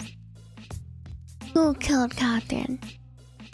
I know I shouldn't have asked so bluntly, but I felt confident enough in Angela's ignorance to bail ahead. James Foreman, a nasty little stable hand who had his eyes on her ever since he first started making deliveries to the Abbey. He rejected his advances, so he hacked her head off with a sword he carried in his cart for protection on the road. It was brutal, random, and obscene, like most crimes are. I cannot believe that. You never met her. Why do you care? It is my job to care. Not yet, it isn't. I was fuming, but I did feel a little twinge of satisfaction realizing that I'd thrown Angela off of my real reason for being here. I knew she was wrong about Catherine, though. There were too many strange things going on, too much unsettling evidence to the contrary. Evidence like, well, I didn't actually have any evidence, did I? I just had whispers. Whispers telling me that something was very, very wrong here. I'd agreed with the superior out of a mixture of obedience and pity, but now I was itching to find the truth and rub Angela's stuck-up face. I got another achievement. Yay! Yay. All the graces and accomplishments pertaining to arms and chivalry, it will be interesting to the youths of the present day to... What? Supper that night was a lot more subdued than luncheon. We all gathered around the rectory table, but the conversation didn't spark the same way. People seemed warmed out from various tasks of the day. Small clusters of chatter broke out between little groups of people across the table. Mostly people ate their meals in silence. I was content with the state of affairs, at least for a moment. My plate was laden with wonderful-looking food from Darcy's garden, as well as a generous piece of chicken breast. I wolfed it all down in silence, trying to avoid eye contact from Angela, who was seated next to the superior at the head of the table once again. Cecily's book on chess is supposed to be quite interesting. So I have heard. Eustace, do we have a translated copy? English or Castilian, I mean. I would have to check. I'll take a look and give it to you give it to you later. Spectacular. Their supper was vespers. You'll be glad to know I didn't cough up any horrible black bile in the chapel this time. We chanted the evening prayers. It all felt very regimented. There was a certain peace to the proceeding. My head felt pleasantly soft afterwards, free of confusion and rage I had been alternating between earlier. When the office of vespers were concluded, people trekked out of the chapel one by one. Left to my own devices, I wasn't really sure what to do. Bill let everyone out of the building into the cloister, but nobody turned to ask what I was doing. I'd like to join them or anything of the sort. It felt like I had already ceased to be of any interest to the congregation. Invisible. I trailed behind everyone. I wasn't actually sure what I wanted. Did I want to be included? Would that to make my job harder or easier? Would it make me feel better or worse? Now, when it comes to time to accuse one of the unthinkable, I looked across the cloister and stopped dead in my tracks. The sword was gone. I ran across the grass to where it had stood. It had been right here. I had seen it. I had nearly touched it. The sword is gone. Hello? Hello? I called out, but everyone had dispersed already. I looked down on the grass and then with Jolt looked up to where I'd seen the mysterious figure earlier. They weren't there. Stared at the slight divot in the grass where the blade had been stuck into the earth for a little while. Superior, you had to be warned. Superior, what is superior? The door yanked open suddenly. And now. Are you quite mad? I will send for you when I am prepared to talk. If you're seen coming in and out of my office at will, I know I'm sorry, but this is really important. You're putting both of us at risk. I apologize, but making careful preparations so as not to be arouse suspicion. Someone's taken the sword. Bear furrowed her brow. The sword in the courtyard. It's gone. I saw it there this afternoon and now it's missing. I know. You... Huh? I thought about what you said after luncheon about leaving a weapon lying around and decided you were completely correct. It was more than a little ghoulish. I told our secrets to take care of it not long after you left. Eustace? Yes. He's in charge of all the relics and items of interest here, not just the books. Well, what if she's a killer? She has a wicked blade now. Story that she could have gone and collected whenever she fancied, where that's the case. Hedwig, leave the strategizing to me. There is nothing whatsoever suspicious about an abbess asking her secrets to keep an object under her care. Makes absolutely no difference in the grand scheme of things if Eustace is involved or not. He would have access to the blade either way. Now, if the blade turns up missing or God forbid gets used, he'll be the first person to call on. Please trust me, I do think about these matters carefully. I like to play at least a few moves ahead. Moves ahead? What does that mean? Trust, chronology. I trust before? No. Have used to Sulu's book object. Really very interesting. I was well and bloody tired of hearing about chess, to tell you that. Anyway, you should go. If anyone asks, I was checking up on how your first day went. How did your first day go? I took a deep breath, raised my finger in the air, ready to let it all out again like I had at my previous meeting with the speaker. However, I thought better of it in the end. Fine. All things considered, fine. Good. Good. Angela doesn't trust you. Now that's the shock of the century. Anything else? No. Very well then. I shall send for you when I am ready to speak on these matters again. And to take you to visit the queues. Understood, Abbas. Have a good night, Hedwig. I left. I trudged up the stairs back to the dormitories. I pulled my robes a little tighter around myself. The wind was picking up outside. At the top of the stairs, I could see Eustace and Adela walking through the halls, holding torches and lighting the scones on the walls. Near the entrance to the dorms, the library, the misericorde. Somewhat surprised. Oh my. Who's going to be awake to snuff all those out later? We typically only do the ones up here. This hallway gets a bit of traffic at night. The dorm, the library, and so on. Do not worry about the fires though, we put them out before we go to bed. I nodded absent-mindedly and continued towards the dorm.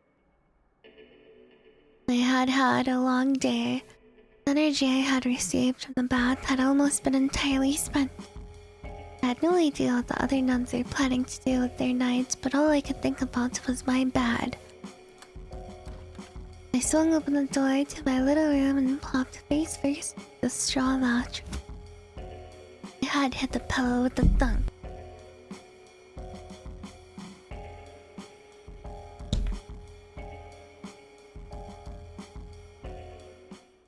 Oh, really? What now? I flung my pillow aside to reveal a book. It had no title or adornment on the cover. But when I opened it, I was greeted by a lovely illuminated title page. Medea. Transcribed proudly by Catherine 2 of Linbarrow Tor Abbey. For the enigmatic woman in the wall.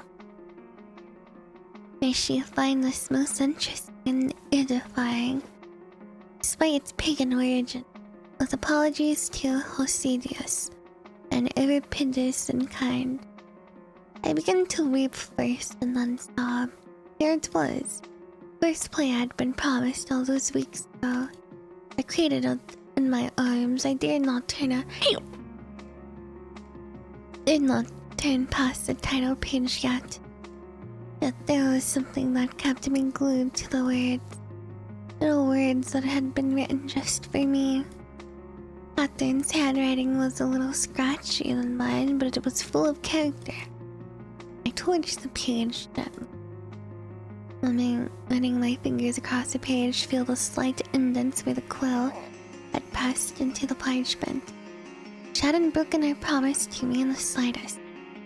I thought back in the night she came to my window, how soon after that had she died. Long before Samhain had she planned to give me this. I knew from experience that transcribing anything was no simple task, even if a play was much shorter than a Bible.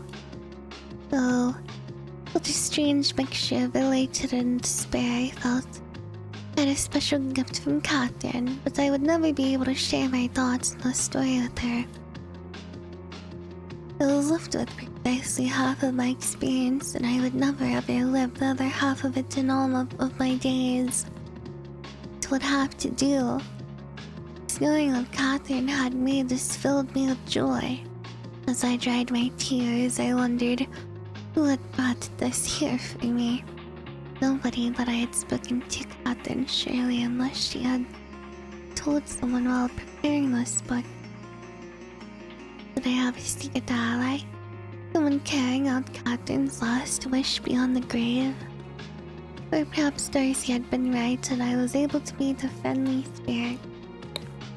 I fantasized for a few moments, about reading media alongside some sort of transparent, flickering versions of Catherine for a moment, but it was too sad to keep up for very long.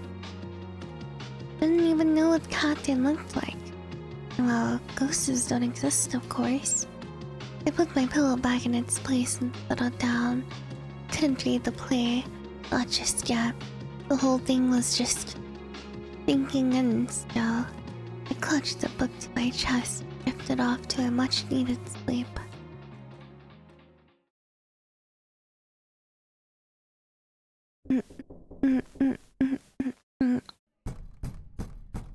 I woke at some time later. I felt hot and uncomfortable as I rose from my bed. I was too tired and overwhelmed earlier to think to remove my habit before drifting off. Carefully slotted the copy of Medea under my bedsheet and stepped out into the dormitory hall. Hello? Is everything alright out there? I spoke in a loud whisper, not wanting to wake anyone who may have also been trying to sleep. With no response, however, I peered out into the second hallway.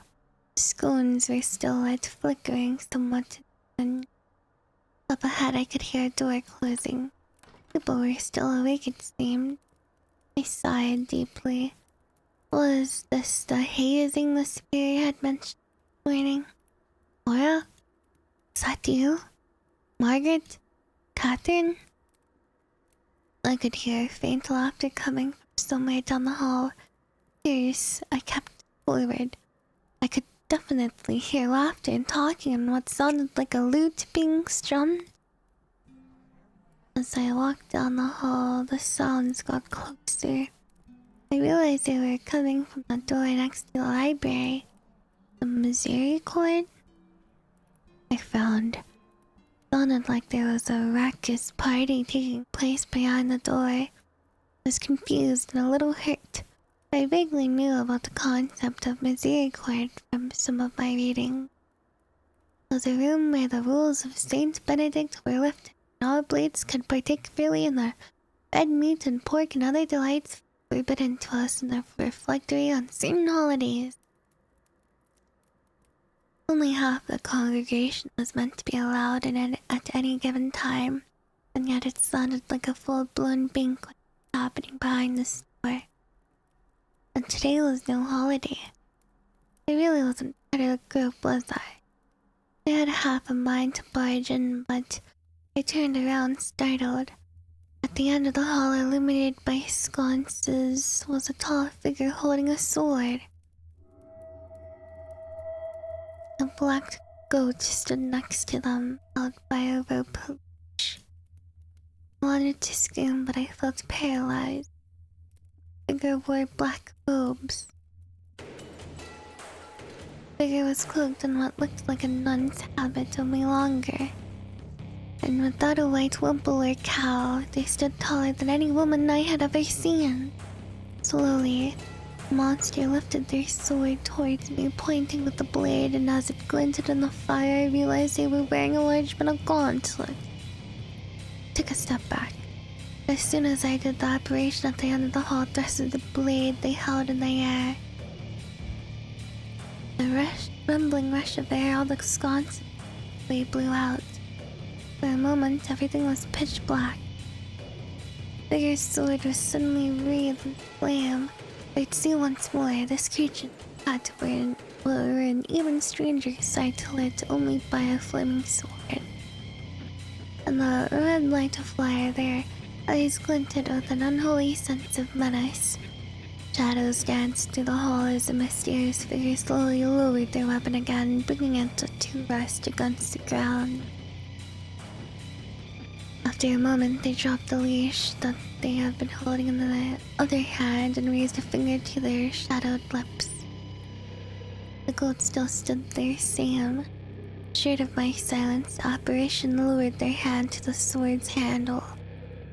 I didn't dare move or make a sound. I was absolutely in their thrall. While gripping it with both hands, they lifted the burning sword high in the air. Firelight flickered around the hall in an eerie pattern.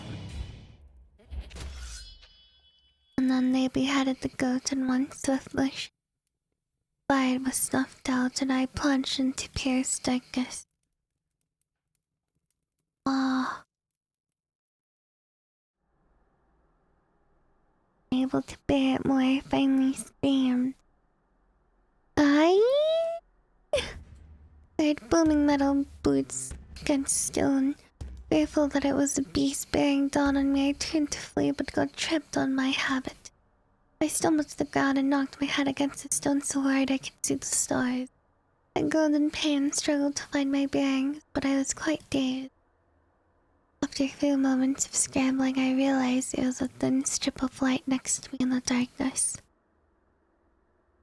As the sound of chairs scraping was heard, the shadows began to pass over the bright line. I recognized it was a candlelight leaking from underneath the misericorde door. Some panicked fiddling with the latch, and then the door finally swung open. A few of sisters huddled around me. Stella was holding a candle and looked by far the bravest out of the group. Hedwig, are you alright? Are you quite alright? Whatever is the matter? There's an intruder. I lifted the hand weakly to point down the hallway where I had seen the ghastly apparition. Stella took a few steps in that direction, but I lunged forward to grab her frock. No, they're armed. Armed? Yes, there's a monstrous figure at the end of the hall carrying a sword. What? What should we do? Marta and Charity appeared in the misericorde's doorway. Excuse my awful hearing, but did you say you saw someone with a sword? Heavens above! I thought we were done with that sort of nonsense. Adela had tugged her robe out of my grip and was cautiously walking down the hall. I dragged myself to my feet and made to follow her and the rest of the sisters who had spilled out of the misericorde in tow. Tell me everything that happened, Sister Hedwig. I heard someone knocking on my door, and when I stepped out to investigate, no one was there. So I left the dormitories to see if they had gone down the hall, perhaps. And then I saw someone at the end of the hall carrying a weapon with a goat in tow. Hold on. A goat? Yes. And then They raised their sword, and the torches blew out. I would have been scared out of me wits. I still am. What happened next? I'm dying to know. I suppose it must have been a he the more I think about it. He lit his sword aflame and beheaded the goat, but not before pointing straight at me, as the threat was leveled against me directly. Beheaded a goat, you say? Yes. This is a rather strange story, Hedwig. I understand, but you must believe me. We had reached against the end of the hallway, which split in two directions. The large door to the surrounding wall of the abbey was open to her left, wobbling slightly in the wind and creaking soft. Where did the swordsman kill the goat, Hedwig? It would have been, well, here, just about. I gestured around myself in a circle, but as I look at the stone floor, I realized there wasn't a speck of blood to be seen. You're feeling quite alright, Hedwig. You must have been seeing things. No shame in it to mind. There's all sorts of odd things I've convinced myself I've seen in the dark. You're in an unfamiliar place and all. No, I saw it. It happened right here. Everyone was looking at me with a mixture of concern and annoyance now. Here we go. It's bleeding cold here. Adela's candle blew out. Everyone yelped. The door that had been easing back and forth in the nighttime air had suddenly slammed shut in the wind. Noise echoed throughout the hall with bone rattling power. Christ almighty, that just about took my poor heart out. Is everyone alright? I was quite shaken myself, but I soon realized that everyone else was chuckling. I'll admit it, that was a pretty good one, Hedwig. A good? Absolutely fiendish. You were a very convincing act. I was truly bewildered. In the darkness, I could barely see Marta clutching her chest and catching her breath, but she flashed me an approving smirk. Catherine was attempting to center herself with deep breaths between the exasperated chunks. Adela's face emerged from the darkness in front of me all of a sudden. She had her hands on her hips. She was looking at me in mock fury. We must watch out for her in the future. What's going on out here? We heard screaming. My eyes were slowly adjusting to the darkness. See that some more of the sisters had emerged from the dormitories, some wearing night clothes. Nothing to worry about. Hedwig just scared us all witless with the little pink. Oh, do tell. She gave us that most convincing how to draw us out of the misericorde, and then cooked up an ingenious way to lead us down here and keep us occupied until the door slammed shut. It gave us quite a fright. No, well that's good. What did you use? String? Use? Not a trace of twine. You must have known it banged shut sooner or later in the wind. Lucky guess. Hence the cock and bull storytelling once we got here. You can spin me all your in handy, I'll give you that. Not half. That's impressive, Hedwig. Hello, what's all this done? Are we having a party in the hallway? The rest of the sisters had caught up. I realized that nearly everyone was here. Catherine, Flora, Adela, Marta, Charity, Margaret, Moira, Darcy, and Eustace are all clumbering around me in the hall, engulfed in an orb of candlelight. Well, except, where's Angela? Hey! Probably busy seeing if she can fit a bigger stick up her backside. Hey! Who cares? Consider it a mercy that she isn't here, honestly. Not sure she would find this so funny. Swallowed nervously. The narrative that this had all been some grand prank of mine had taken hold so hard and fast that I couldn't possibly push back against it. A happy accident, I suppose, given that it was clear as day. There's no blood at the end of the hallway where I had seen the goats beheaded, and no mysterious figure waiting brandishing a sword to chase. Should probably get you back to bed, lest the superior finds out you've been organizing practical jokes in the middle of the night. Yeah, she's been a bit touchy about that sort of thing lately. Oh. Yes, although I expect she was more worried about us hazing the newcomer rather than the newcomer hazing us. Oh, that reminds me, Hedwig. Did you like my pink? Or pink? Everyone looked at her as we walked back towards the dormitories in a huddle. Yes, I knocked on your door and then ran back into my room. A small titter rose up from all the sisters. Dear me. Oh, silly. Eustace didn't want me to, but I did it anyway. I was mostly worried you wouldn't make it back without being caught. I'm faster than I look. We're knocking something over. It was very funny, Darcy. You gave me quite a scare. I forced a smile as best I could, but inside I was screaming. With a knock in the horrid apparition too, event. How is that possible? It was hard to accept, although not half the one you gave us. It arrived at the misericorde door still hanging open into the hall. Oh yeah? Shall we continue our game? I had you retreating if memory serves. Actually, I think you might have accidentally knocked over the pieces in the confusion when you heard Hedwig scream. No! Ah! Oopsie daisy. I think I've had more than enough entertainment for the night and shall retire to my dormitory. Likewise. Well, at the very least, no one needs to worry about stuffing all the tortures out before bed. Everyone murmured in agreement. The group migrated back towards the dorm. Everyone was yawning by now. A few people said their goodnights to each other before retreating into their room. I mimicked these pleasantries as best as I could, but my mind was completely elsewhere.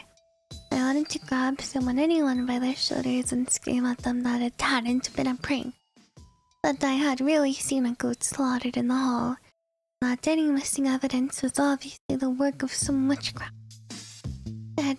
I had half a mind to stop Darcy going to sleep and ask her about what she had meant about the Abbey being haunted.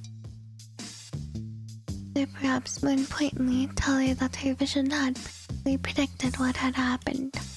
I stood in front of my door arguing with myself.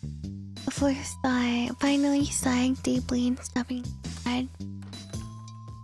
My mind was racing, but I couldn't ask anyone else to keep pace with me now. Not only was it quite late, but I had narrowly, miraculously perhaps, avoided being branded a lunatic thanks to a lucky gust of flopped onto the mattress. I stared at the ceiling for a few moments, trying to work my breathing back down to a regular pace, trying to unwind the tight strings I could feel in the front of my mind. Rationally, I knew that I should sleep. Even after spending a significant amount of the day resting, I was dead tired. How could I? What if they come back? What if they came here too? I really was tired. I was very, very tired. Wow. Yay! Wait, the cursor is like red and green when you move. I don't know if you can see it. After what could have been more than an hour, I woke with a start and a yelp. For a moment, I realized I was sitting straight in bed with my fist raised. Sleep may have taken me, however briefly, but I suppose I could have at least taken some comfort in the discovery that I would have been ready if any attacker had made their way into my room. Whatever good my skinny fists would do against a broadsword at least. It was dead quiet to see a fair light whipping up the wind and a few crows in the distant woods. My eyes adjusted to the darkness. for a few moments. I steadied myself and then crept out of bed, sliding my nightgown over my head. I wasn't going to be able to sleep, not until I could be sure I was safe from whatever horrid creature had menaced me earlier. I placed an ear to the door just to check if my little squeak upon waking up had alerted anyone. Silent. The stone walls between us were quite thick then. Carefully I opened my door. Mercifully it wasn't excessively well, there was a little moonlight leaking into, and through the threshold to the landing it was far too dark to go exploring without a light. I remembered Eustace and others had been holding candles when they came to check on things earlier, so surely there must be. Aha! I hadn't spent much time in the dormitory's main room. Sure enough, I picked holding a slightly droopy candlestick resting on the simple mantel above the fireplace. Ugh. I held a hand in front of the eye and heard the cover. I couldn't feel much warmth, but I had to try. The cover was quite heavy. I did my utmost to not make a sound as I pulled it out of the way just enough to peer into the fireplace itself.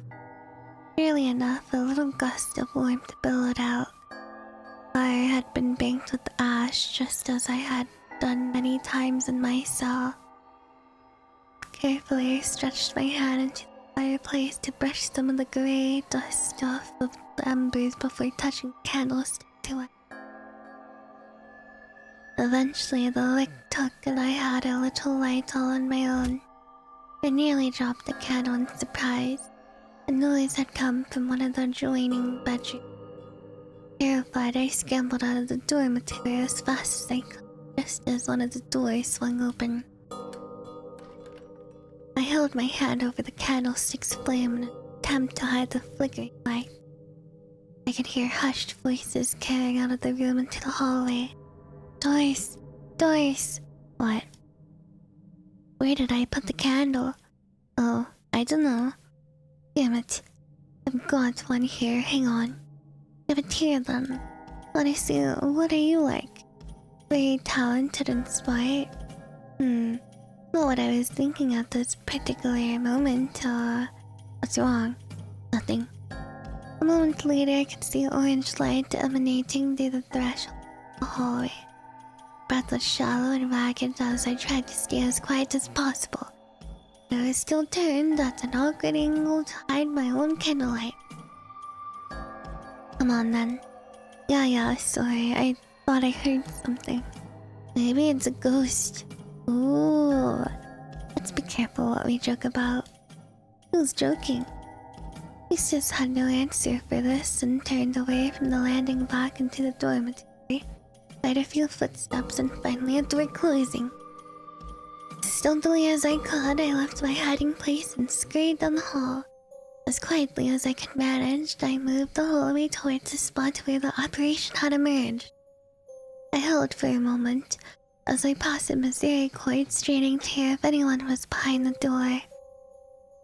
If there was, I couldn't hear them. I continued onward, my heart beginning to beat out of my chest. What was I doing? The way I saw things, I was in danger no matter where I was. That thing could either kill me in my sleep or catch me out in the hall. I was woefully unprepared in either scenario, and perhaps more importantly, I had a wicked sense of curiosity about the whole situation. I padded over to the spot I was sure I had seen the figure behead that poor creature just as before. No blood.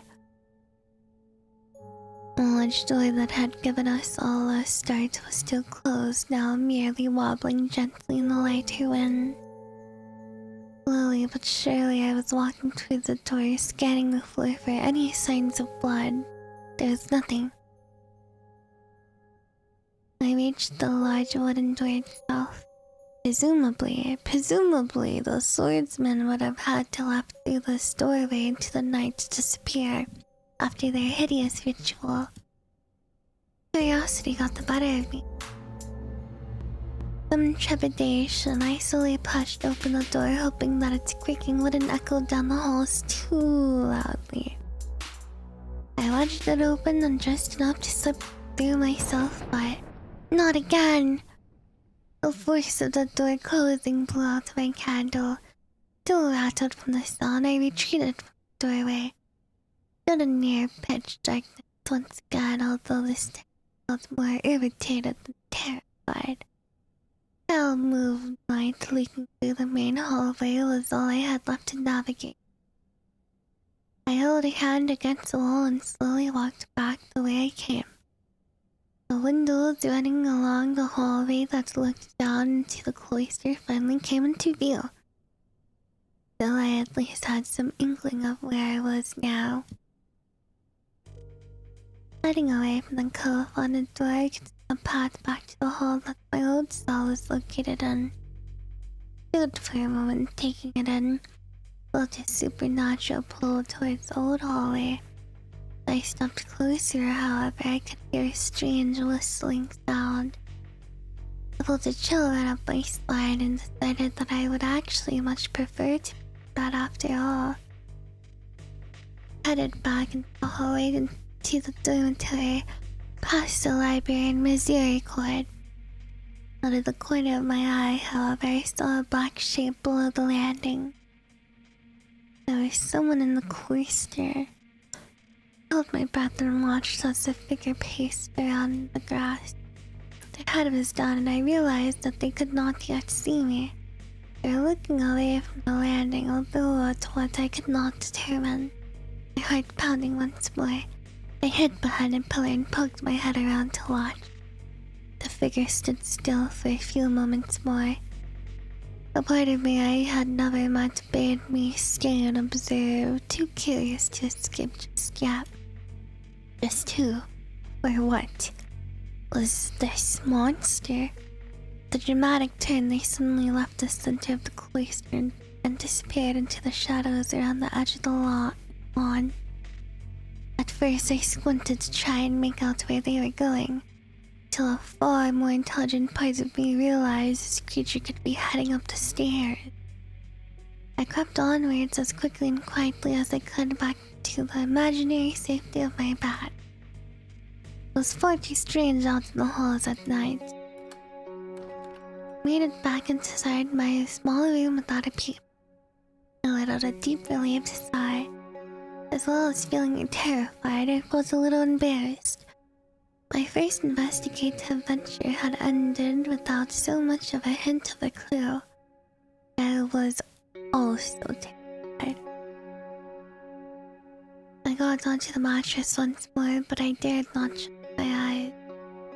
Then I sat facing the door and removed the candle lit from the cricket I held. A pitiful metal spike would have faced to serve as my weapon if that ghoul came to my door. They did not appear. I sat like that all night, clinging steadfast to my weapon and going over everything in my head. Before I knew it, morning came. I dutifully leaped out of bed and dressed as quickly as I could. As I pinned my cowl together, I mused over the best way to face the day. No days ahead. I filled my boat and concentrated as hard as I could. The list that had been lingering in my mind since a superior snatched me out of my cell was evidently there to stay. And if I were to make any forward progress on the task at hand, I would simply have to deal with that. First of all, for the health of my own soul, I would strive to attend all services and meals, no matter how terrified I was. However, I may have embarrassed myself on the day prior, it wouldn't do to give up on an ingratiating myself to the other. And more to the point, now that I was no longer engrossed, this is how I would maintain my ration.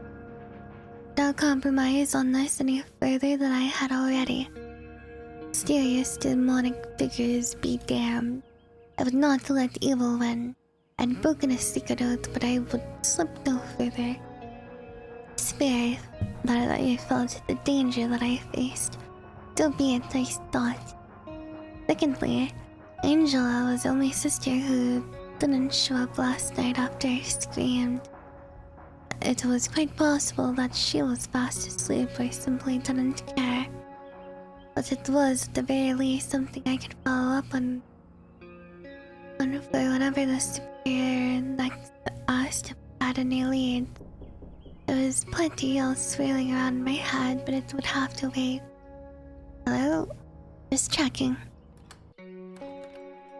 I opened the door to see that Eustace had already turned to leave, apparently satisfied knowing I was up and about. Darcy saw me and gave me a friendly wave before following her spectacled friend. Few of the others were shuffling out of their dormitories and into the hallway behind her. Seemed to have not noticed me at all. In the chapel, I tried to find myself a spot in the pews that were neither too close or too far away from the others to be noticeable. What are you doing over here all by your lonesome? So much for that. I smiled weakly at her and she settled in next to me. Their visit itself went well. I threw myself into the worship, but I had a lingering feeling of shame that I could not shake during prayer. Between breaking my oath and interrupting a service by vomiting all over the place, I was increasingly worried about my standing in the eyes of the Lord. I worried as hard as I prayed. Okay, well, I think I am done reading now. Pew!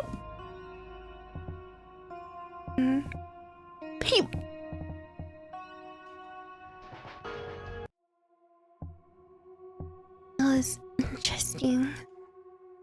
Oh. I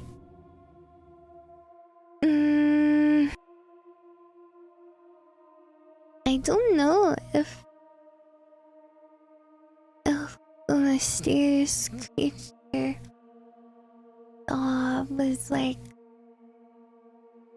paranormal. Maybe it was, because she was told that the place is haunted. And that would make sense, but yeah, we have to read more next time. No. Thanks for watching. I want to continue this again soon. I think this is a short video and I'm really curious. What will happen. Also, the creature she saw was very tall and she assumed it to be a man, so I don't think it could be any of the sisters. Maybe the sisters like hired someone to kill Catherine the second. So they were like jealous, or maybe everyone hated Catherine and wanted her dead. And it was the boy who actually killed her and they wanted to pen him. I don't know. We'll see. Yeah. Well, goodbye.